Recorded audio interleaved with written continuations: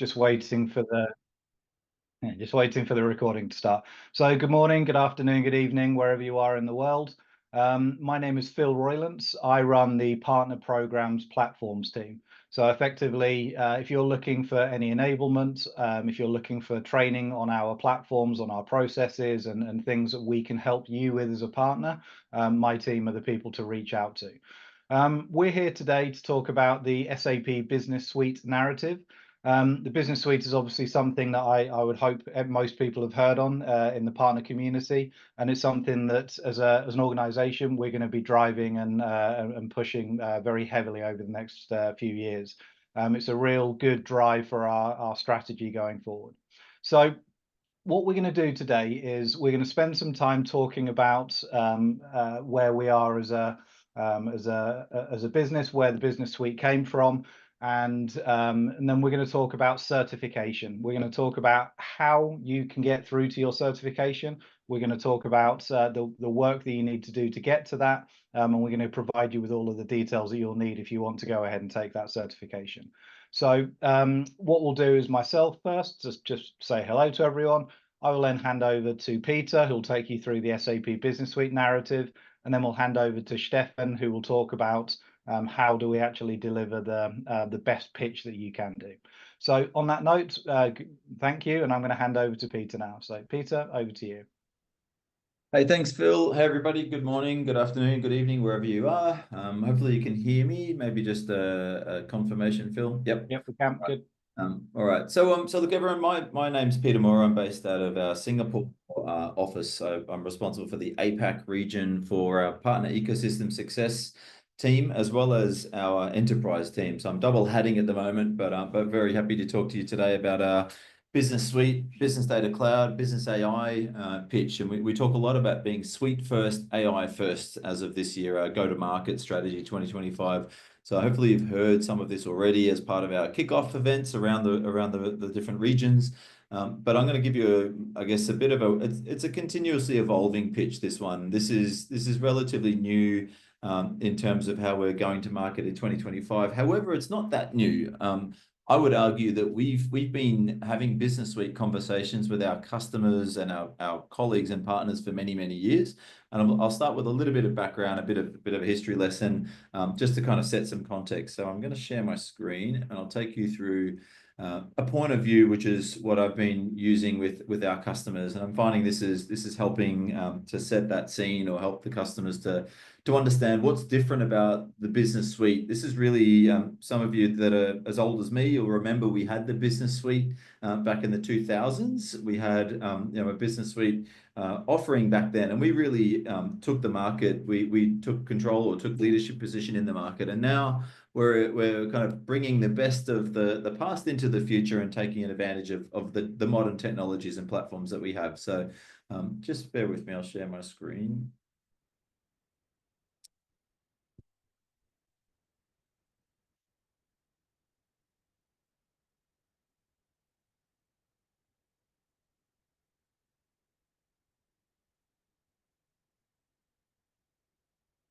Okay, you should be able to see my screen now. Maybe a thumbs up. Yep. Okay. So look, if you, as I mentioned, this Business Suite concept, or at least the name, some of you may have heard this before. And when I talk to customers across the APAC region, some of them say, hey, we've heard about this Business Suite before. We actually bought the Business Suite back in the 2000s, when it was ECC. And then it was running, back then it was running on third-party databases and different platforms. And so, over that next decade, SAP released SAP HANA. We saw the opportunity to drive more of an in-memory, real-time embedded and real-time analytics platform as part of that transactional and analytical processing combined data warehouse or data platform. This is where S/4HANA was born. And then we had Business Technology Platform. And so in the 2020 sort of range, BTP was launched. We actually had SAP Cloud Platform before that. But we saw the growing need for our customers to do extensions to that Business Suite or to that ERP in S/4HANA or ECC. And so BTP was really born as that extension, innovation, automation layer.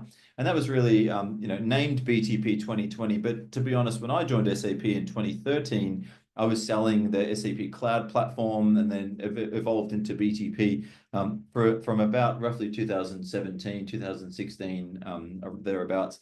Now, fast forward to today, 2024, and now we're into 2025. This is what's different. We are relaunching SAP Business Suite as our end-to-end combination. And we talk about ERP being composable and modular these days, and it's cloud delivered. So now we have this unique opportunity, and by bringing the best of the business suite into the modern age where these technological megatrends are now feasible, they're achievable, they're within our customers' reach to be able to leverage and to take advantage of. Supercomputing, cybersecurity, cloud is here. It's the future for everything we do, everything our customers are doing in terms of innovation or new business models. We're looking at hyperconnectivity. We're looking at artificial intelligence. We can't present this without talking about AI, of course.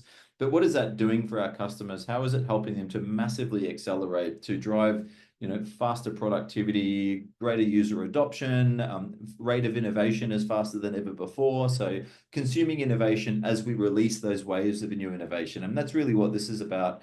We saw historically a lot of our customers in the on-premise world, in some of those earlier versions of our business applications were really weighed down by heavy customizations and by heavy complex integrations and infrastructure limitations. So in the new world, in the world of 2025, this is really where Business Suite is the best opportunity for our customers and our partners to really transform those organizations and drive a faster rate of, we call it rate of innovation or total cost of innovation. So ROI and TCI are what we now talk a lot to our customers about. I'm going to use an analogy. We've spoken to hundreds of customers in the market, and over that, Rise was launched approximately 4 years ago, and we really launched Rise to the market as being that cloud ERP, taking our existing install-based customers and net new customers to a cloud future state. But we really were talking to our customers in products, in components, and it was really a conversation. Different lines of business would have different conversations at different times. So for our customers, sometimes the feedback was that SAPs can be quite complex. Who do I talk to when I want to talk about my HCM requirements, my spend requirements, my procurement, my supply chain requirements? And business technology platform is underpinning all of that. But it was really too much of a components conversation. And reality is our customers want to buy outcomes. They want to buy end-to-end solutions from SAP, not just the building blocks. But to be honest, that conversation was not so much a high value conversation or a transformation conversation. And I deliberately put this slide in here because many of you hopefully would know SAP sponsors Mercedes-AMG, and this is really the analogy I love to share is, if you think about a Formula One vehicle, it's about harmonizing 14,500 moving parts in that high performance vehicle. It's about teamwork. It's making sure that the right platform, the right fuel, which is the data, it's the right team around that vehicle, which is that enterprise, are all working in unison, in harmony. And this is really what drives the high performance outcomes that our customers are seeking. So we no longer want to have conversations about products or about the infrastructure or the keeping the lights on. That's the low value conversations. It's really now about that end-to-end business outcome across this business suite. And we'll come a bit further into that in a minute. But I like to think of it like this. Back in the 2000s, our customers, would acquire solutions from SAP and other vendors, and it really required the customers to have an understanding of how to drive those components together. Did they have the right integration? Did they have the right security? Were they running the right versions? A bit like needing a map to navigate, a bit like needing to know, are you on the right side of the road, on the right side of the car? A lot of these considerations. And really these days, our customers shouldn't have to think about that anymore. The Business Suite of 2025 is really the autonomous vehicle. It's allowing our customers to focus on where they want to be in the market. Where do they want to hold a leadership position? What's the new areas or new business models that they want to focus on? And know that SAP will take care of the running of those components, that machine. We will maintain it while they consume it. And that's the big difference with the Business Suite. Now, you'll hopefully have seen this slide, and I'll maybe try to bring this to life a little bit more in the following couple of slides. But we really see SAP's point of differentiation and the recipe for success from SAP is in these 3 layers. And we'll talk a bit about each of these in some more detail in a minute. But at the very bottom, we talk about having unparalleled applications. We talk about being a best of suite partner for our customers and partner for our partners. And it's bringing together those cloud first or cloud delivered, cloud developed business applications in an integrated, in a cross-process way, sharing data, reusing data, having a data fabric is important. That brings me on to the second layer, which is our unmatched data platform. And this is really where hopefully you would have heard our Business Unleashed Business Data Cloud announcements just recently on the 15th of February. And I'll talk a bit more about that in a minute. But we have thousands of customers, in fact, more than 20,000 customers that are running our business warehouse on premise globally. And so that's a huge opportunity for our partners, you as our partner ecosystem, to be able to go back and have that new data strategy conversation with embedded AI, with connectivity to SAP and non-SAP. The real world is both. We know there's a hybrid world that we live in, and the majority of the data actually resides outside of SAP. But the real value for our customers and the biggest opportunity I say for our ecosystem is being able to bring that data together, but not necessarily extracting and loading it into a different data warehouse or data platform, but connecting, not collecting data, and bringing together the non-SAP and the SAP, and using platforms like Databricks, which you'll hear more about in our partnership announcements just recently. And then finally, systems of AI agents. So the future is AI, as we know. The future is already here. Last year, it was the year of really painting the vision and talking about the roadmap of AI innovation, the 130 plus scenarios that we released in 2024 and thousands of customers. We're now up to 34,000 customers globally that are using in some way, shape or form in production our AI capability. And we declared to the market, Christian Klein, our CEO, declared that more than 80 to 85% of our most used business functions or actions will be enhanced by generative AI, business AI from SAP. And I'll talk a bit more about the agents in a minute. So if you think of those three layers, and we talk about 1, 2, and 3 being unparalleled applications, unmatched data, and unrivaled AI, let's talk about the applications first. So we've changed the way we engage with our customers, and we strongly encourage our partners to do the same. No longer, as I mentioned, do they want to hear about products and the building blocks. Customers want to talk about their persona or their business drivers or their own environment, their line of business focus areas. And this is not just siloed to a CRO or CFO or COO. There is data and outcomes that cross this combination of lines of business. So how do we bring that all together in a seamless and integrated way? And this is where the business suite, that's the promise we are delivering to the market as part of our business suite roadmap. So we're talking in a lot of cases now to the CFO. It's not just a CIO conversation anymore. It's now, how do we help drive growth and profitability? How do we drive faster financial steering of the business? AI-driven decisions. How do we make sure that we're running a resilient, sustainable supply chain?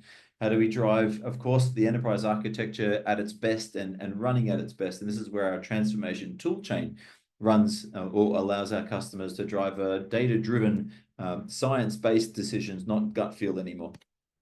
Now, quickly, if you look at where we've come from, and this is, again, what makes it different in 2025, this concept of the business suite, the applications, unrivaled applications. In the past, we were a transaction-based application stack. Our ERP was very much, there was a data platform, which was either SAP or third party, but it was transaction focused, okay? Master data transactions created in the various different lines of business engines. Fast forward into the last couple of years, we really then started to look at how can we embed AI as part of our infused, so automation and machine learning. How do we drive a better consumer grade user experience? This is the middle section. And of course, the business technology platform was born to help our customers run that clean core, that back to standard or fit to standard enterprise application, and use the business technology platform to bring out that customization or to extend the applications further, to integrate those applications, to automate using robotic process automation, for example, and advanced analytics. So that was really this middle current section. But fast forward now into the future, and we're already in the future now, I would argue. Look at where AI is now pervasive across all the layers. So the foundation, AI foundation as the business technology platform, allowing us to connect to multiple foundational models that are non-SAP. So the customers can have that power of choice and not be wedded to just one. Having embedded AI so that specific business processes or line of business areas have embedded AI to rapidly accelerate those processes which within the core applications. And then the ability to use customized AI, SAP, non-SAP scenarios, data that's sitting in other applications that we need to bring together to drive a more efficient, a high performance enterprise, which is the business suite. And then across the top, we have our own Copilot digital assistant, which is Joule. And Joule, you'll see everywhere across our applications in the months already and the months to come. But also now Joule's being used for Joule for consulting, Joule for development, Joule for agent building. So there's a lot of excitement and a lot of innovation coming through as a part of our Joule roadmap. So where does this all land? And this is the kind of landing slide I would encourage. You've probably seen this before, and I'll talk a little bit about this. This was a public sector scenario I presented earlier in the week, so hence some of these use cases. So take those or ignore them. But just what I wanted to highlight here is if you think about at the core of everything you'll see and everything that we're now delivering to our customers is that data foundation. It's leveraging the data fabric. It's having things like knowledge graph, being able to connect different applications and understanding the context of that data, no matter where it was created, and being able to leverage that and build and model new and consumable insight apps, which is part of the Business Data Cloud promise. I'll come on to that in a minute. And of course, it's all built with these highly composable modular line of business building blocks as part of this business suite. And these are, in an ideal world, these are all SAP, but we do respect, of course, that our customers sometimes have invested in other technologies, and we understand that that's the real world. But best practice looks like this. And I think we all have an opportunity to revisit our customers, those customers out there, to help them drive a more integrated, a more end-to-end business application, which is foundational on BTP with the Business Data Cloud as the core. And across the top of all of this, we have AI, embedded AI, we have Joule. We're now releasing agents, and we have a wave of agents by line of business in the roadmap for 2025. Super exciting, and there's more that we can share on that. And I've got a demonstration I'll show later on.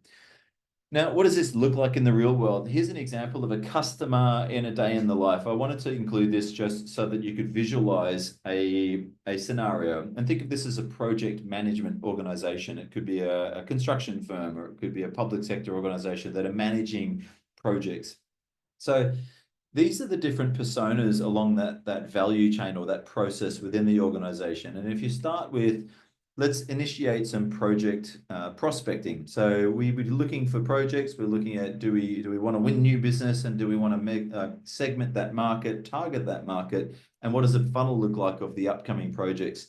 Do we have enough in our pipeline? Are we prospecting enough? Are we focusing in the right areas? And think of this in more than just a project management context. It could be Salesforce automation, and this is our SAP Sales Cloud solution, which is actually part of our S/4HANA Public Cloud Premium Edition. You would have heard us announce that last year, that customers have access to this as part of S/4HANA Public Cloud Premium Edition. So we're packaging these various cloud line of business applications in a more business suite way, and you'll see a lot of more announcements to come this year in this space.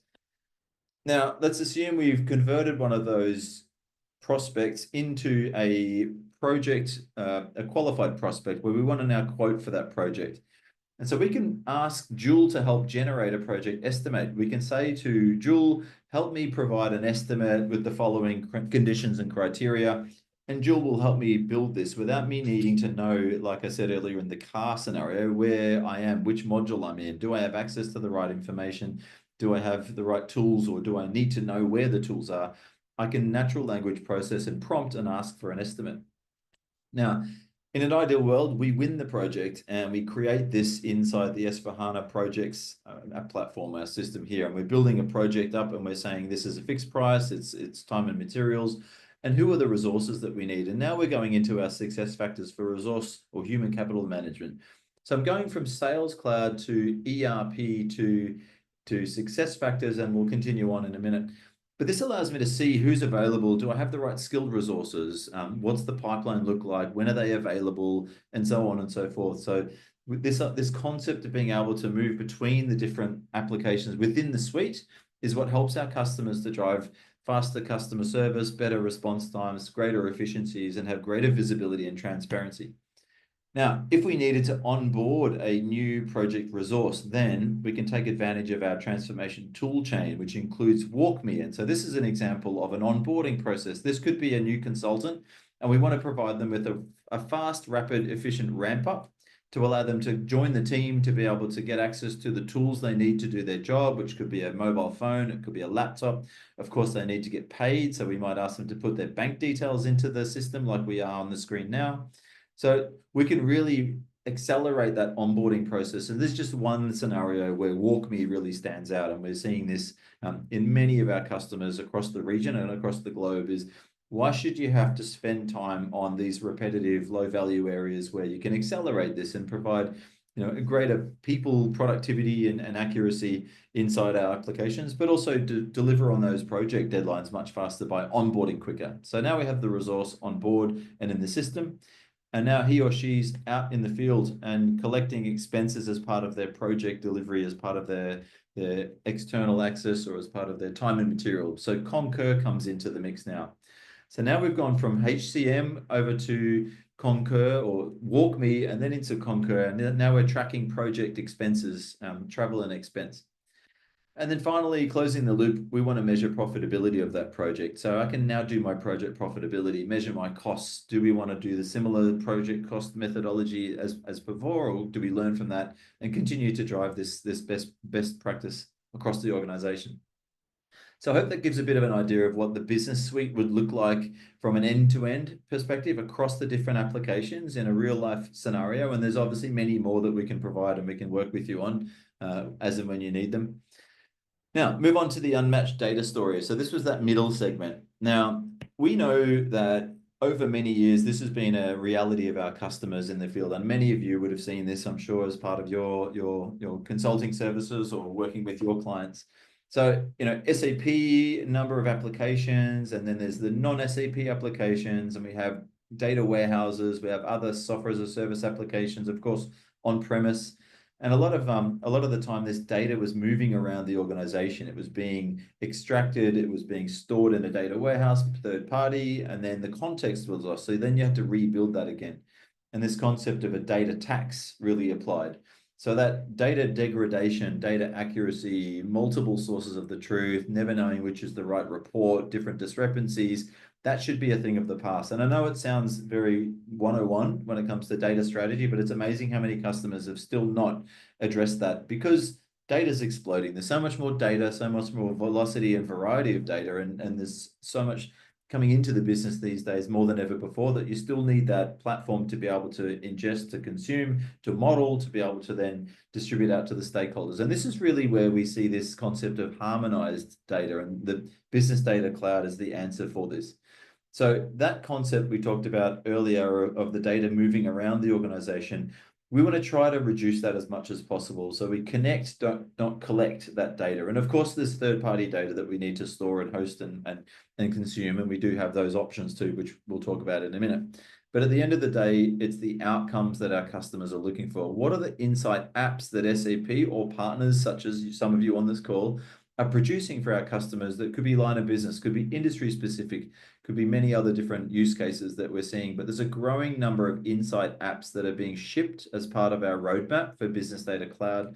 And that's a roadmap that's 2025. We've got a number of drops coming up in the next number of months. And of course, artificial intelligence, machine learning models, we need to be able to drive other analytics, it could be other forecasting and planning, for example. But how does that look? This is a nice animated diagram of what I showed a minute ago, but conceptually, we want to have industry apps, we want to have line of business apps across that business suite embedded, but also the data that sits outside of SAP, have it connecting and having that modeling platform, that metadata management, and being able to do the modeling in a platform that's agile and fast to respond when the business has demands. Many of you would know that the business warehouse operational reporting used to take quite a while for the users to get what they were asking for from IT, and there was a delay by the time the question was answered. The question's a different question. So we want this to be the agile environment, which has the concept of a data products and a data fabric, so that you can then use that and reuse that same material. And so this is what Business Data Cloud looks like. And if you think about it, we're bringing forward, a bit like the business suite, we're bringing forward the best of the past of the business warehouse as our customers modernize and move into newer platforms, cloud delivery or elastic cloud delivered like DataSphere. using Analytics Cloud, perhaps retiring some of that business objects legacy that they have, but difficult to let go of because it's delivering value to the business. We've got to show that roadmap and that path. And this is really where Business Data Cloud is the answer for SAP. We are betting big on this in 2025 and beyond. This was probably the biggest announcement we've made in terms of a new innovation portfolio platform combination in a number of years, at least in my time. So think about this. Databricks is known as one of the best in class for data engineering and machine learning and artificial intelligence for non-SAP data. And a lot of our partners, probably you included, would have a data and analytics practice or data and AI practice that is familiar with Databricks, but maybe not talking to the SAP practice. And so we've run a number of recent workshops, as recent as yesterday, with organizations in APAC, like Accenture, for example, where we brought the teams together, and there's now a solid story here where we can talk about more of an end-to-end offering in this business data fabric. But then the real value for the business or the users is up here. So we will see partners releasing these ecosystem insight apps. We'll provide extended planning functionality as part of our own analytical offerings. And then there's 360-degree analytics as well. So this is the new opportunity for our customers to revisit that data strategy that they have, maybe where they've adopted something else because we didn't have an offering that was as comprehensive as we do today with Business Data Cloud. And so on the Databricks topic, just for a touch on that for one more moment, we had Databricks hosting a number of SAP customers this week, and we will see many more opportunities. But we see a lot of customers saying, hey, we're an existing Databricks customer, and we're loving the idea that we can now bring together the other non-SAP data together with the SAP data, because it's not that easy to take the data out of an SAP data structure, data tables, and then try to interpret that for third party or combining that with third party. But with DataSphere, we provide that modeling and the spaces, the workspaces to create that mixture of the two. So looking ahead by line of business, you remember I talked about the personas earlier on, the different personas of the business, the CIOs, the CFO, the CHRO. We will be releasing these insight apps together with our partners. Again, some of you on the call appreciate your contribution here as well, but there's a wave of these being released this year, and that list continues to grow. But these are out of the box or semi out of the box with still the ability to extend and customize further for our customers with different specific requirements. Sustainability is an area we see a lot of demand where, depending on the geography and the legislation and the regulation, we do need to still be able to flexibly change some of those reports or dashboards or ESG reports. Now, finally, let's talk about the AI topic, and I'll finish with AI. If you look at that 3-stack layer that we mentioned earlier on, and I'll start at the top now where AI is the unrivaled AI. Now, we look at AI as being reliable, responsible, and relevant, and hopefully you've heard us talk about that last year. And really the difference that SAP offers to the market is many vendors are talking about AI, many options for our customers, open source, other vendors, and so on. But SAP's point of difference is we understand the applications, we understand the business process, we understand the industry, the 53 plus years of experience we have as we built this business suite or this evolution of applications in the business suite. We now understand how to use that data, how to use those business processes, how to massively accelerate and boost the performance of those processes using embedded AI, custom AI, and Joule across the top of this, and now agentic AI. So agentic AI is new for our customers, and there is a little bit of a crawl, walk, run. I will caveat what I'm saying here is that many of our customers are sitting on unlocked or untapped embedded AI value. And if you look at last year, we, as I mentioned, 34,000 customers. We increased our customer base by 26% last year in 1 year, okay, of customers that are using our AI technology in production. And the number was 34,000 as of this morning. Dr. Philip Herzig's here in Singapore at the moment doing a kickoff keynote this morning that I attended. So I was quite happy to get that latest number. But if you think about agentic AI and what it means, let's look at the way we will see our customers working in the future. And it will never replace people entirely. There's always a human in the loop. There's always intervention needed. But this is about taking those repetitive tasks or the repetitive or low value activities, automating those where possible or removing the inefficient ones, but allowing us to accelerate or boost the performance or the productivity of our end users, those of our customers. And we see a minimum of 30% efficiency increase through these agentic AIs, and some of the early estimates we've done on the analysis of the productivity benefits for our customers or the improvement of performance that we see.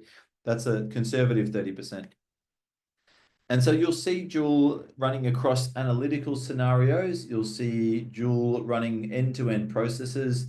We've now built Joule for consulting and Joule for developer, and also Joule for agent building. So if you see in our out of the box or our releases or roadmap of agents, and let's say you wanted an agent that was able to work across these different lines of business, then you can build that using our agent builder. So this is super exciting because our customers and partners, especially all of you on the line, can help bring in these types of multi-agent scenarios, and using our agent builder, connect those agents so that you can drive that business suite approach from an AI or agentic AI perspective as well.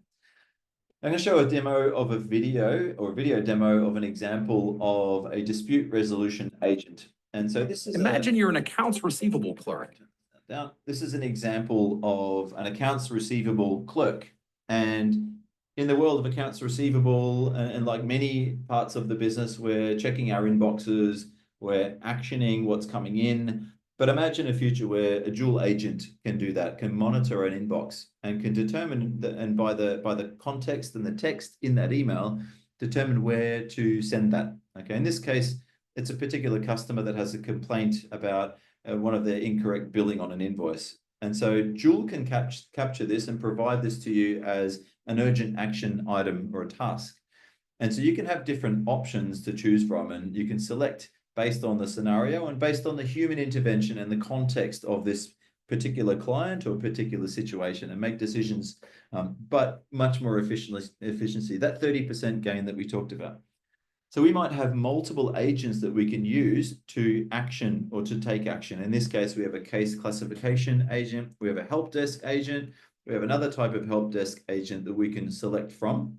And based on what is the right direction we want to go with this particular resolution, we can then make a choice and move forward.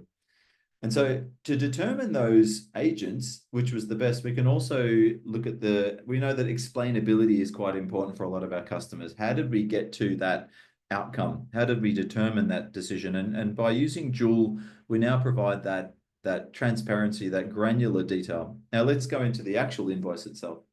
So I can see in here the invoice. I can then open up Joule by clicking on the Joule icon, and I can look at the dispute summary resolution options that I may wish to choose from. So again, we're guiding the user, a bit like the Walk Me example, but now we're talking agentic AI with guided selection or guided decision-making.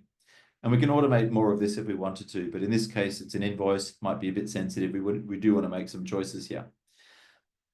And so here's a draft of an invoice or an email for that response that we can send back to the customer.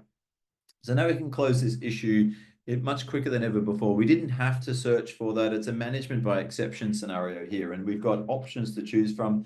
And now I can select which one to take, and then I can move forward and select that resolution.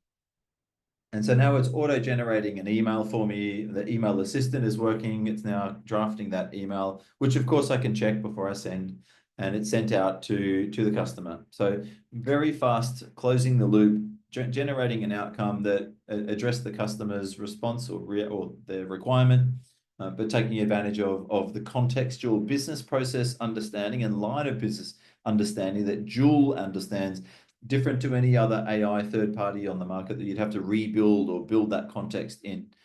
So I like to say that we put AI at the heart of everything we do, and I created this visual, which I think is quite relevant to what we say we do. So AI is in the center of everything we do. Everything that we design, everything that we are now releasing to the market has an AI context and an AI responsible, reliable, and relevant purpose to it.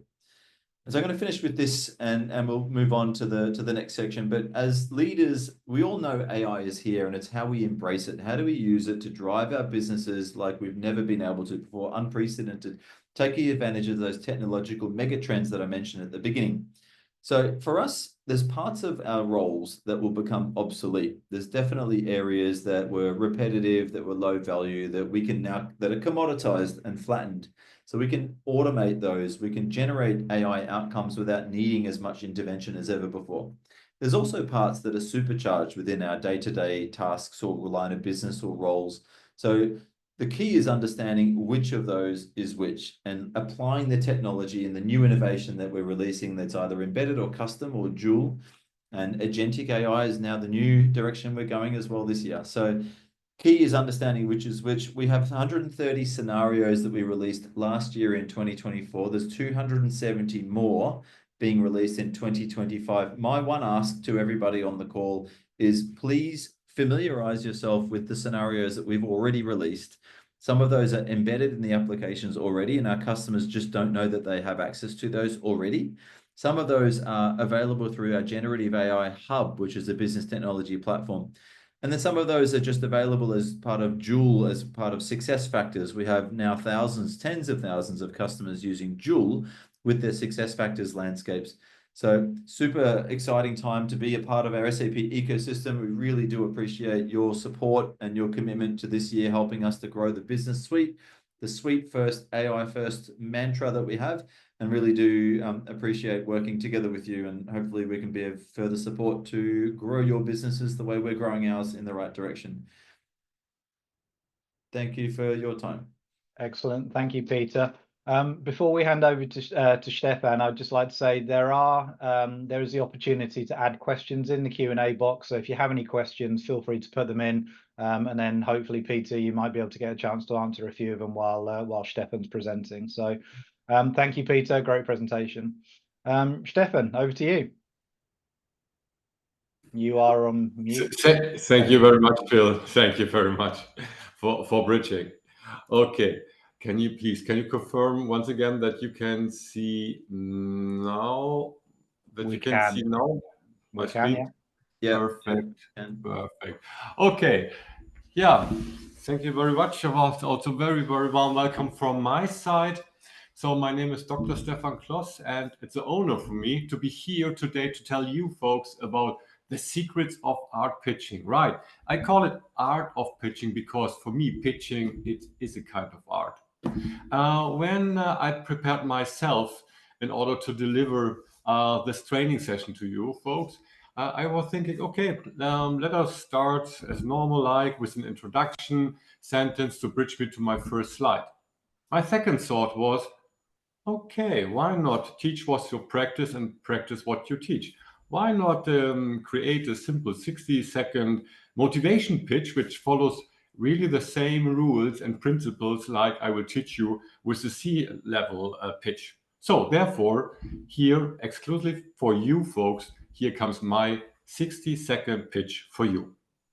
The competition in enterprise software market is today tough, and you folks know them better than me. And therefore, you need to improve and master your pre-sales skills to make that crucial difference. What is the key to convincing your potential clients, you may ask? A good business pitch is a powerful tool to communicate your product and services clearly and also give you the possibility to make a positive first impression, and this will show the customer that you have a solid understanding of their business and their industries. It shows also that you are well prepared and confident. These all will help you to build trust, credibility, and a solid relationship with your audience. There is no doubt SAP is a success story. Why I can say this? Our sales team has done something right in the recent decades, right?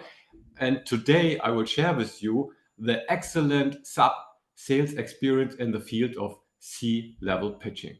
So therefore, it's a pleasure for me to train you in the next 15 minutes about all the tips and tricks for a successful C-level pitch. Let us start now.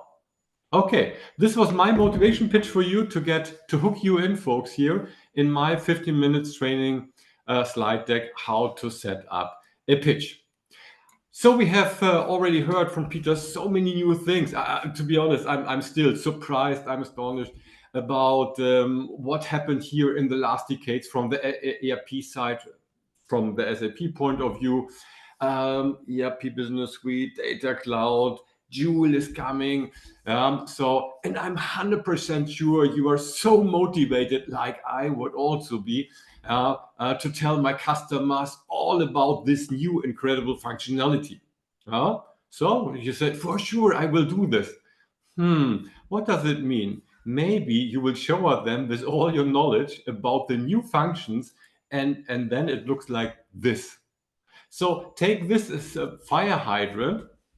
It's like to try to drink from a fire hydrant. You will overwhelm them, and maybe this is not the right idea to overwhelm our customers with all this, yes, incredible functions, and yes, but it's too much for them. So instead, that they are not thirsty any longer, because they look that they are thirsty for information. So yeah, they are thirsty plus wet. So this sounds not that you are part of the solution, right? So the challenge is now that how you can apply all your knowledge about the great functions we mentioned and we heard about from Peter to your customer, based on the customer needs, based on the customer language, based on the customer industry and their own agenda. So this is a crucial point. This means we have to bring it in a smaller portion. So because when we hand over a smaller amount of information, people can follow, people can understand about this new functionality. So, and maybe they are still thirsty because tastes good. Now, for sure, we give them their favorite flavor, and I will come to this flavor side in a couple of seconds later in another context. So, and maybe they are asking, this glass of water, oh, this was nice. I'm still a little bit thirsty, but can you deliver a second one to me? And yeah, sure, I can do so. So there is another pitch, because we are talking not longer about the fire hydrant. We are talking about 3 to 5 minute pitches.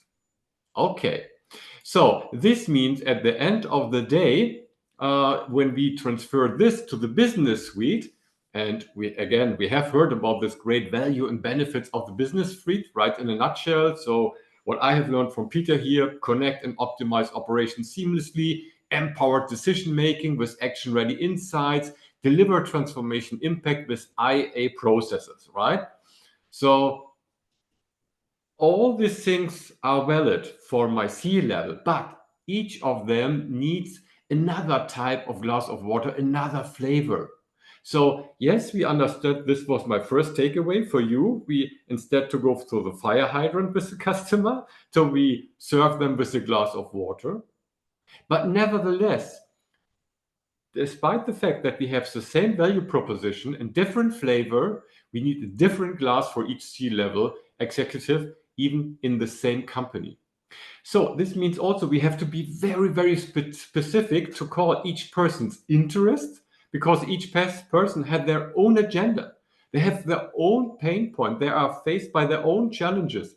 They have their own professional goals and objectives. So this means, and the conclusion, we have to share and communicate across. Okay?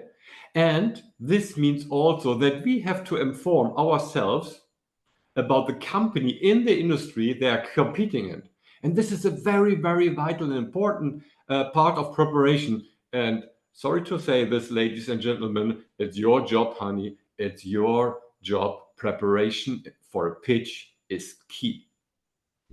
Okay, so when we learned about the ERP business suite, so we heard also some nice words about the business data cloud.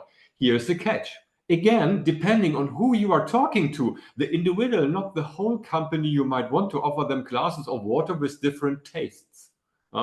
So optimize planning agility, for instance, when talking with the CFO. Trusted data foundation when we are talking with the CIO. Because bear in mind that you talk to people who work for that company with different agendas. This is my second key away.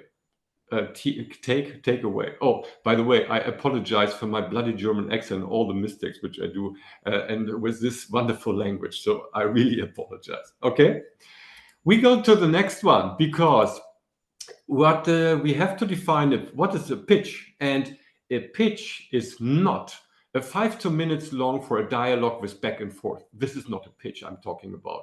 It's not 10 to 30 minutes for positioning where you talk with the customer a little bit more in detail about the capabilities of the solution. And it's also not 15 minutes and longer when doing a customer presentation. Don't get me wrong, all these kind of deliveries are powerful tools at the right time, at the right place, at the right circumstances. But a pitch is something different. A pitch, as you can see here, is 3 to 5 minutes. I'm talking about an executive pitch. Typically described also, maybe you have heard this expression, like an elevator pitch with a water cooler or coffee pitch. Yeah? It can be formal or informal at the coffee machine. Yeah? But what is meant to introduce yourself and SAP to create a connection with the customer by generating curiosity, so hook them in about something the customer did not know yet who offered. So it's about showing an understanding again and an empathy with their situation. And maybe you remember, I didn't start my motivation pitch or my introduction to this training session. I didn't start with, okay, a pitch is a powerful tool. Remember what I said some minutes ago. I said, I understand that you are working and then you are compete in a very, very tough ERP market. So I put yourself at the beginning of my motivation pitch, really at the beginning. From the beginning, you was in the center. Yes, I named myself, Dr. Stefan Kloss, blah, blah, blah, or not blah, blah, blah. It was only my name. And then I immediately start that you are faced by really a challenge in this competitive market. And this differentiate a pitch from presentation or all the other, again, powerful tools, but not at the right moment here, what I just explained. And very, very important, my third key away, if we take a glass of water, if you take a flavor, so my other takeaway from this training deck will be that we have to agree with the customer on follow-on actions. And remember my words, my last words was, hey, guys, let us start now. So this is a typical problem. People deliver a pitch, wonderful pitch. Oh, she's running out for the next meeting. This was for nothing then.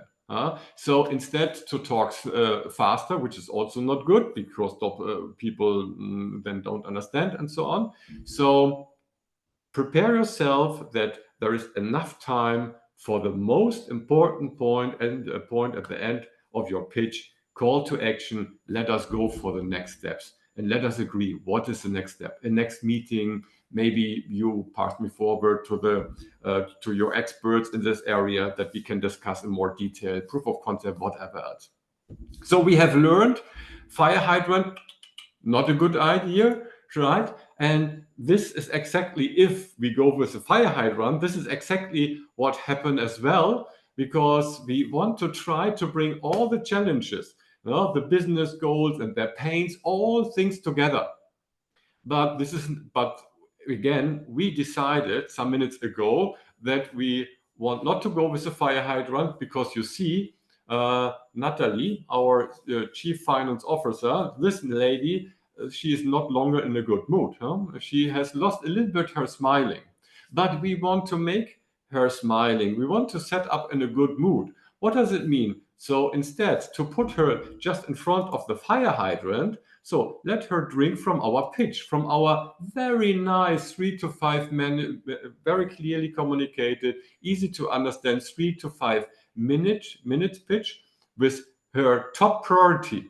So you see the difference. Instead to try to squeeze all the challenges into one pitch, all the available functionality, I go ahead and choose exactly her major pain point, put it really at the top, and I focus on this one. And then I realized in the next step, oh, she's smiling. Oh, it looks like that she's still thirsty, but oh, she's smiling. She understands my message. It looks like that she understood my message. So, and yeah, I hooked her in, make her curious about the next thing. And then, yes, for sure. No problem, Natalie. You get my second pitch. Here, I know also you have a second problem. Here's my answer to your second, or here's our answer to your second problem. And you see, she's still smiling, which is a good sign, by the way. Okay. Let us a little bit more. I have another nice lady here, and happy to see that we have so many ladies here on the board level. So we have Christine. So Christine are faced by three key challenges. So she has to manage a global workforce, navigation workforce complexity, and ensuring fast onboarding and upskilling. So what did we learn in the last couple of seconds and minutes from my side? No fire hydrant for Christine. So we want to offer her a glass of water with her very first and most important topic. So I put it this way. Hi, Christine. We understand that your most important challenge in the managing a growing global workforce. We have done a little bit research of your business before and your industry, and we see that you still follow a successful global M&A strategy. Okay, she realized that you have prepared yourself, that you are aware that they run an M&A strategy, a merchant acquisition strategy, right? So on the global level. So she's okay. It's not interchangeable text, huh? So it's really tailor-made for Christine. So you put the value proposition for that hooks Christine in. And after this first 3 to 5 minutes pitch, then we go ahead. And great, it looks that Christine is still thirsty, like Natalie, and then she gets the second one. So navigating workforce complexity. And again, we have another functionality. You see, glass by glass, portion by portion, challenge by challenge. This is the key, folks. No fire hydrant any longer. At the end of the day, she's happy, and we agreed, and we also will not forget this as a takeaway. We call a next action, and we agree with Christine. What are the appropriate next steps? So, what does it mean at the end of the day? Let us summarize what we have learned. First of all, so it's relevant to talk about their business first. Don't talk about you yet. Start addressing what is relevant to that person's success. And ask yourself, is your message relevant to your customer priorities? Does it address their challenge in their business, in their industry? First point, hook. Second one, connected. Question, are you able to connect this to the capabilities you're actually to do proposing? Connect this in a tangible and practical way for them. How you and SAP can help that person in order to address their need. Again, their need. Third one, you need to establish credibility as well. Maybe you remember in my motivation pitch, and again, it was not a C-level pitch, it was a motivation pitch, but I told you at the end of my presentation, I will prove that my pitch follow exactly the same principles. I told you SAP has a success story, right? 40 years, 50 years success story behind SAP. So it looks like they did do something right in the area of sales, and then I bridge it over to pitching and pre-sales.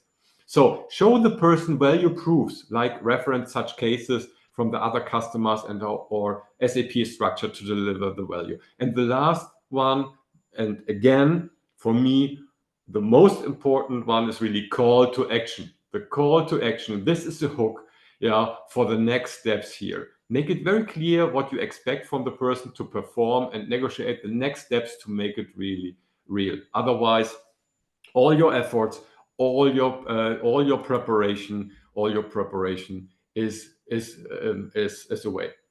So I have a gift for you today, because in order to help you also to make this to nail this a little bit down here and get a little bit more grip on this.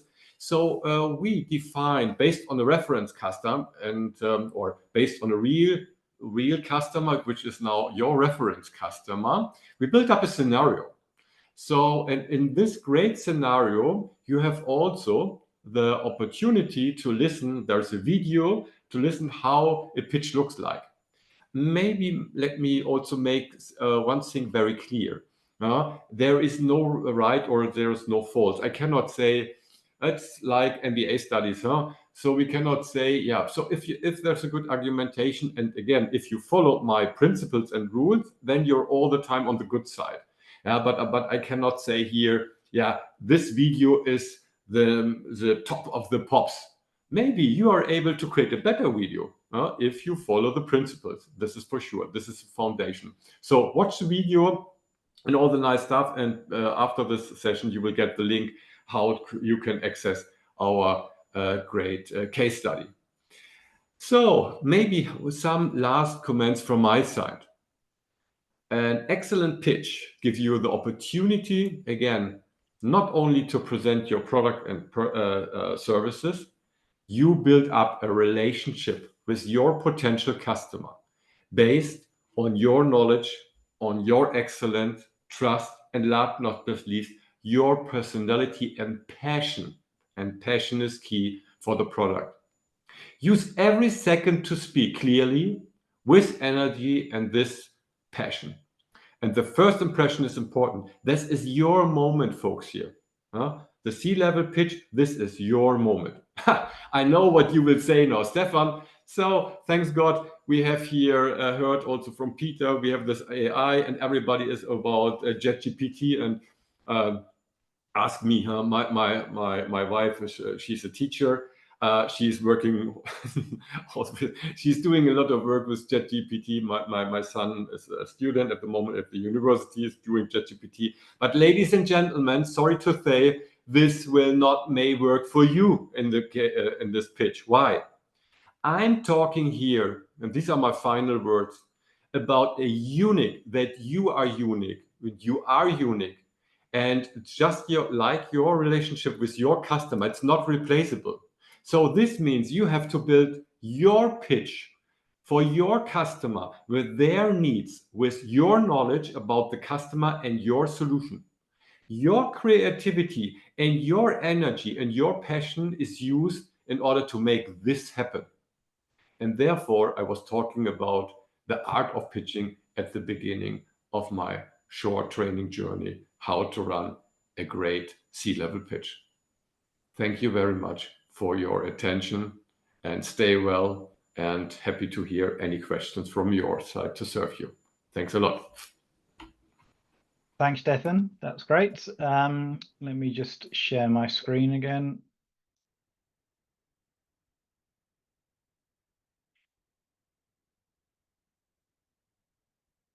Okay, hopefully you can see my screen. Right, so thank you. So you may feel it's a bit strange that we're teaching you how to do a pitch. I mean, you're our business partners, you're out there, you're doing pitches, you're talking to customers all of the time. But the reason we think this is very important is because we need everyone from our smallest partners up to our very largest partners to understand the SAP strategy and to be able to talk about where we're going as a company and what we're doing around Business Suite and the benefits it brings to people. And the thing that we're going to talk about now is something that our own SAP internal people are going through as well. So everyone who's in a customer-facing or a partner-facing role is going through this pitch bootcamp, and we all have to deliver a pitch, which then goes through the chain and gets reviewed. So you're going to go through hopefully the same kind of process that we're going through as well. So first of all, just to kind of reiterate on what Stefan said there. You will get all of these slides, by the way. So if you haven't had a chance to take a screenshot of the QR code, all of these PowerPoints will come through to you when you get the recording as well. And on here, you'll see something called Green Path Case Study. So this is a case study that we've built that you are free to use to practice, to build up your pitch and to work it through. And there are different roles in there, different elements that you can then talk about, as Stefan talked about in the different levels of buying centers and LOB. So you can use all of that. And then you'll also be able to see a good version of what we've done as well ourselves. So really important that you understand how to deliver that pitch for something that we are going to be pushing our partners and asking our partners to do over the course of this year and next year. I'm going to show you next a learning journey around Business Suite and some of the different learning journeys that go with it. As part of that learning journey, it leads to a certification at the end. And that certification, to get to that certification point, you need to actually go through a business pitch. So a Business Suite pitch, it should last about 3 to 5 minutes. And then you would need to upload that. And then that will be reviewed with AI technology that we're starting to use. And we're doing a few other things as well. So in the future, it will be even more sophisticated. But as part of this learning journey, you would need to record a video, upload the video, and then that allows you to then move through to the final certification and the proctored exam. And all of the, again, you'll see everything on screen here and the links that you'll get when they come through to you. But one of the reasons we want to do this is because we're, as a company, really pushing certification now. Certification is something that our customers are always asking for. I'm sure you see this as a partner, that customers are more and more interested in what certification is available out there. And by July 2025, partners working on Rise with SAP deals will need to have 100% certification coverage in the people working on those implementations. We also, by the end of 2025, want to have 50% of all partner practices certified. So we really want to push this message. There's going to be a big push from SAP out to our customer base to say, please work with people who are certified. Then you know you're going to get the most skilled people. You're going to get the people who have gone through all of the relevant training from SAP. So you're going to hear this more and more from the partner ecosystem, that certification is becoming a key thing. And as part of that, we don't want to just have technical people certified. We have a starting certification for other roles as well, for non-technical roles. So salespeople, pre-sales, customer success managers, and other roles where maybe you're not actually doing the implementation. And we're calling these Business Suite certifications and positioning certifications. And on screen here, you'll see the 9 that we have available. We have 3 that are cross business, so they're just about how to position a suite. And then we go down into the actual buying center as well. So how do you position Business Suite to the financial management center, to your spend, to your supply chain, HCM and CX areas?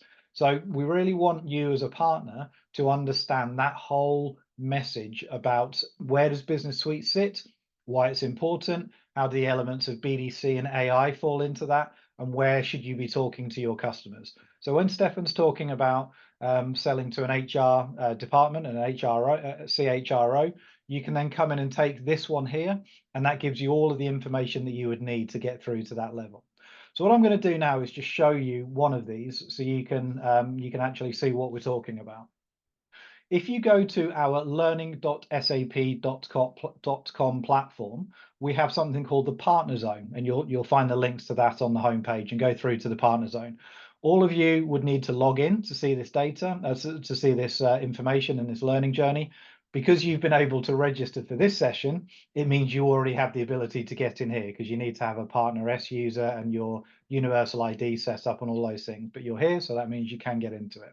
So when you get the presentation, it will have the links on. But if you can't find it for whatever reason, you can just come through to this box here. Positioning Business Suite certifications, click on here, and then that brings you through to the certifications that I just mentioned, the 9 certifications. So you can decide which one you want to go for. I'm just going to pick the standard one, the cross certification one, so the positioning SAP Business Suite as a standard.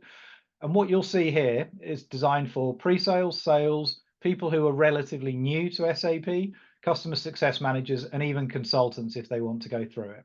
So as it says, this leads to a certification. To get to that certification, you go to how to prepare. And under here, you'll see that there is a whole learning journey associated with this. The learning journey has different elements. So the bit we've just talked about, the positioning SAP Business Suite, that'll be covering some of the stuff that Peter covered. Then you move down to the Business AI, the Business Data Cloud, selling Business Suites, which for you as a partner is obviously important.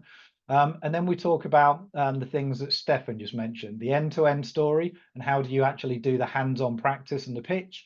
And then you actually have to do this part yourself. You have to actually upload your video into here. So as you saw from the PowerPoint screen, you just come in here and you do an upload of your video, and that takes you through to the ability to upload it and get it reviewed. If you're a pre-sales person or more of a technical person, there is actually a hands-on pre-sales demo as well, and you can just do a click through and a talk through with that, and that allows you to do it from a pre-sales point of view as well. So you can then show the business suite via a click through test demo scenario. Once you've done either one of those, it will actually open up the certification, and that will take you through to the ability to book a proctored exam. That proctored exam has 30 questions, and I believe you have to get to 80% to pass that. And then that gives you your certification for positioning SAP Business Suite. And as I mentioned on the slide previously, we want our partners to really go through this and take it to have your salespeople being able to position it, your pre-sales be able to demo it, your CSMs be able to talk about it, so they can then start to position other things when they're talking to your customer as well. So please bear that in mind. That's going to be something that we push and ask our partners to go throughout the course of this year. And if you want to work the same way that our SAP sales teams and pre-sales teams are working, I would recommend that you could start to go through this and look at some of this content, as it allows you to talk exactly the same language that we're going through. So that's all I wanted to cover off. I'd like to say thank you to both Stefan and Peter for delivering their presentations. My call to action for you guys would be, look at those learning journeys. If you want to go into more depth on BDC, you want to go into more depth on AI, go through them and then try to prepare to take that certification at the end, because that's something that we're going to be asking you to go through over the course of this year. So on that, I'm going to stop sharing. If you have any questions, feel free to put them into the Q&A box, and then Peter and Stefan and I will have a look at them and see if we can answer. If you would like to come off mute, feel free to do so. If you want to come off mute and ask any questions, you can do. We've answered a few of the questions. I see Stefan's got them in there. What we'll do is, Peter, if you get a chance to answer some of these questions, we'll then put these in to when we send out the email with the PowerPoint presentation and the recording. We'll be able to do those, unless you've got a chance to answer any of them now, Peter, at all. Just looking down the list, sorry, I realized in the Q&A there was a couple. So the best practice for someone new to SAP with a project manager background.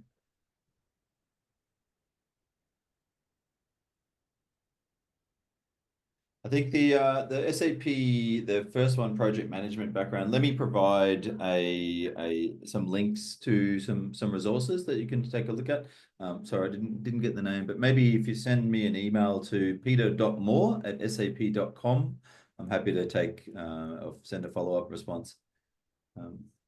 The other question on AI business use cases, again, please email me peter.moore@sap.com and I can reply. I see that it's anonymous, the first two questions, sorry. Sergio Mazduran, AI comes in. And where does the AI comes to action in the pitch? Sergio, maybe that question, there's a couple of questions from Sergio. The first question, where does the AI come to action in the pitch? Is that a question for myself or Stefan, perhaps?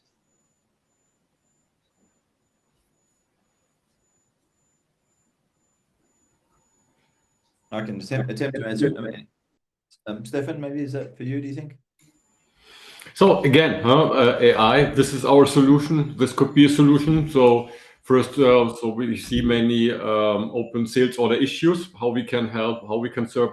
Let us assume the customer has a lot of problems with sales order issues, 450 per day. Let us have a look if we have a appropriate scenario, AI supported to get rid about this 450. So maybe Pareto is key here, 80% already proposed and 20% I have. And this would be my solution to go into this direction then. Yeah. But And again, I would also say have a look at the green path pitch, because within there we give examples of where you can use AI to look at the customer's problems and then say, right, AI will fit in here and here and here for you. So definitely have a look at the green path pitch, because you've got that in there. Yeah, So, and maybe Sergio, your second question, yes, we will send the video recording and all of the links that were in there, so you'll get that as the deck. Ashley, based on your past experience, how best can a partner position themselves and get the prospect hooked?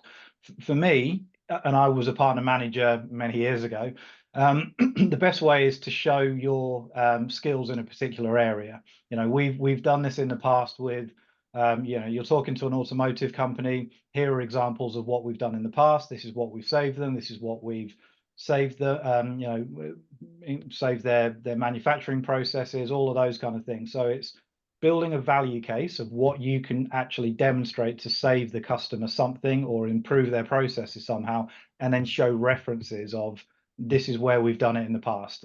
Once you do that and you can prove both money savings and cost savings and that you've done it in the past, you've kind of done a lot of the work. Okay, Stefan says mostly Stefan. Can we have the Stefan Kloss mail? We probably, I don't think we'll give out Stefan's email because Stefan will just be doing the pitch, but you'll get all of the recording and the link, so you should be able to kind of go through that and see that again. Okay, any other questions? Anyone want to come off? Oh, sorry. Sorry, I just shared in the chat, the group chat, the webinar chat, the Discovery Center, which has our business AI growing list of features or scenarios. There's 201 there, and good to get across some of those. And one of the I guess pieces of advice we've been giving some partners in this region is you know, whilst there's 201, you'll generally find there's probably 5 or 6 that are common across any industry or across lines of business. Procure to pay is one that we've seen. We've run a number of AI discovery or AI use case discovery workshops, and it's almost a case of we would show the art of the possible, a bit like that invoice dispute resolution example I showed earlier. But our customers generally have their own areas that they'll bring to the conversation. They'll typically, you know, come up with something. It could be around you know, around cash flow forecasting. It could be around supply chain optimization. It could be different things. So your pitch will kind of vary depending on my recommendation. And like Stefan said, is, you know, the pitch is always a short, sharp door opener, and then that's almost the permission to engage, to go back in again, and then expand and go into different areas of focus areas, the more detailed, you know, pitch level 2, you could say. So, but have a look at the Business AI, that catalog, the Discovery Center catalog that we have in the chat. That's a good place to start, and it does give you by line of business, by product, by different categories as well. So, hope that helps anyway. Great, thank you. Okay, I don't see any more questions coming in, so thank you everyone for coming. You'll get the slides within a couple of days and the recording, so thank you very much, and good luck with your certification and learning journey studying. So thank you everyone, and enjoy the rest of the day. Thank you, Peter. Thank you, Stefan. Great job. Cheers everyone. Take care. Bye. Thanks. Bye-bye.